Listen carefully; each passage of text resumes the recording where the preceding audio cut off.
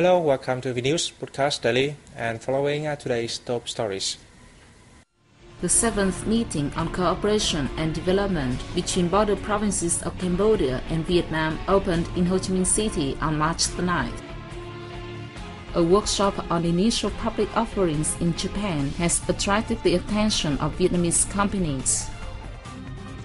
The local social network TRUYnh has set the national record for an online Vietnam map created and shaped by photos of its members.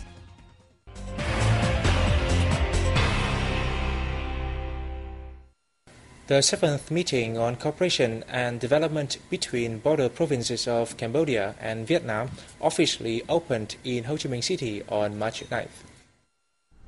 The meeting reviewed cooperative results between ministries, branches and localities in border provinces of the two countries, from the 6th meeting of its kind in August 2010 until now. Delegates discussed measures to solve difficulties in implementing the cooperation, and an orientation to promote joint projects in many fields to match the future needs of the two countries' border localities. The meeting is expected to contribute to strengthening the friendship and comprehensive cooperation between the two countries. It's also a meaningful activity to celebrate the Vietnam-Cambodia Friendship Year 2012 and the 45th anniversary of diplomatic ties between the two countries. Foreign Minister Phạm Bình Minh hosted a reception for Secretary of the State of the Cambodian Ministry of Foreign Affairs and International Cooperation, Ung Sin, in Ho Chi Minh City on March 8th. The Cambodian official is in Vietnam for the third exchange between the two foreign ministries. Minh told the guests that Vietnam will cooperate closely with Cambodia during Cambodia's ASEAN Chair next year. He urged for further cooperation between the two foreign ministries, especially during Vietnam-Cambodia Friendship Year 2012 and celebration of the 45th year of diplomatic relations next year.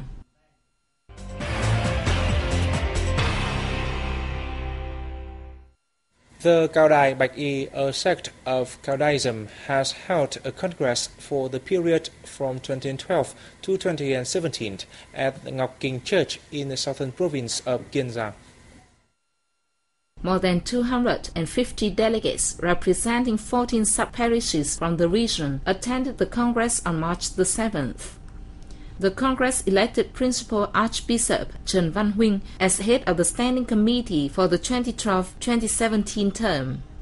In the previous term, dignitaries and followers of the sect have seriously abided by state laws and policies and fulfilled their citizens' obligations.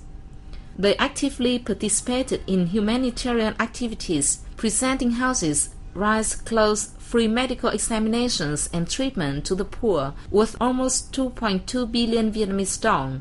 The sect also built bridges and roads for the local community at a total cost of more than 8.1 billion Vietnamese dong. In the next term, the sect plans to continue to promote religious unity, implement state laws and policies to prevent social evils and superstitions, and participate in charitable and social activities. Prime Minister Nguyễn Tấn Dũng chaired a meeting of the National Council for Education and Workforce Development in Hanoi on March 8th. The Council met to gather opinions on the draft Educational Development Strategy and Vocational Training Strategy for 2011 to 2020. Prime Minister Dũng, who is also the Council's chairman, stressed that developing education and vocational training will make a great contribution to socio-economic achievements and turn Vietnam into a modern industrialized nation by 2020. The draft Education Development Strategy aims to comprehensively improve the quality of education to meet the country's demand for a high-quality workforce. It defines concrete goals for preschool, general, vocational and tertiary education.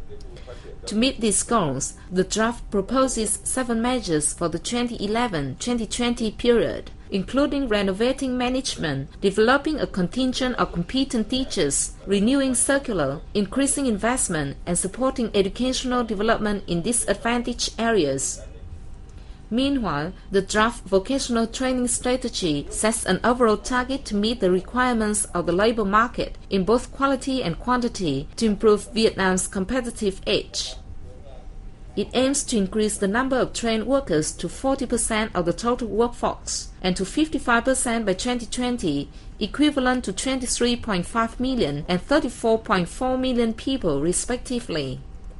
The draft calls for the building of a national vocational standard framework and a complete network of vocational training establishments.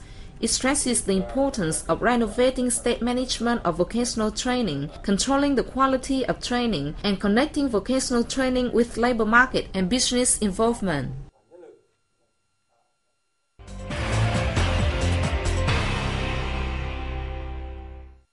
A workshop on possible initial public offering in Japan has attracted the attention of Vietnamese companies in the context of a gloomy stock market. The event was held on March 7th in Ho Chi Minh City. At the workshop, the participants talked about the Tokyo Stock Exchange and gave their views on the possibility for Vietnamese companies to issue shares on Japan's stock market. According to a representative from the Tokyo Stock Exchange, Japan can fully meet the needs of Vietnamese firms who wish to go public. The Tokyo stock market, with its abundant financial resources, is worth over $20 trillion and will do its best to help businesses attract more capital. Another issue of attention at the workshop was acquisition and merger activities between Vietnam and Japan. Besides China and India, Vietnam draws the attention of Japanese companies in a range of fields. Economic analysts said that acquisitions and mergers involving Japanese companies with other countries in Asia hold a great potential over the next few years. Many Vietnamese and Japanese firms have high expectations for the future. Local exporters examined both the advantages and challenges for Vietnam's textile and garments in the European market at a seminar in Ho Chi Minh City on March 8th. Participants said the sector has seen remarkable growth over recent years, but due to the world's economic meltdown, Vietnamese businesses faced a range of difficulties with EU customers. In this vast market, customers now require the origin of materials to be clearly stated, as well as a greater diversity of designs, as well as reasonable prices.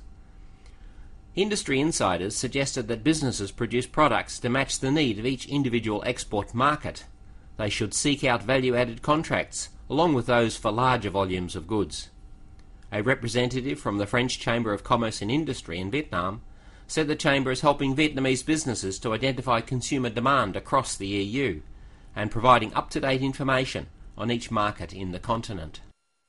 The National Administrations of Tourism on March 8th unveiled a plan to develop tourism at heritage and conservation sites. The plan was drafted in collaboration with the UNESCO Vietnam office. The plan includes compiling messages to visitors about the heritage, identifying popular tourist destinations, and setting up a profile of visitors to ensure the right kinds of products and services are on offer. A more active role for local communities at heritage sites was discussed, and Indigenous people were encouraged to become involved in preservation work and tourist services. The benefits from tourism and our national heritage should be shared with local communities. I think it is important to encourage more people to help the state in protecting heritage sites and developing the tourism industry. According to representatives from Vietnam's National Tourism Administration, this move will help to conserve and develop heritage sites in a more sustainable manner. The local social network Zing has set a national record for an online Vietnam map created and shaped by photos of its members. The record was officially recognized by the Vietnam Record Book Center on March 7th. Created by more than 100,000 photos, the map is part of the millions of connections to Chong Sa Archipelago program launched by Zing, which has 8.2 million registered members. The network's members have pasted their portraits on geographical names on the map of Vietnam to express their love for Chong Sa Islands and their national pride. The participants, mostly young people, also sent messages to soldiers who day and night are guarding the sacred islands and territorial waters of the country.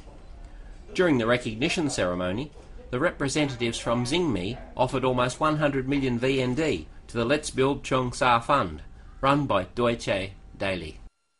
And that's all we have for today. Thanks for joining us, and see you next time.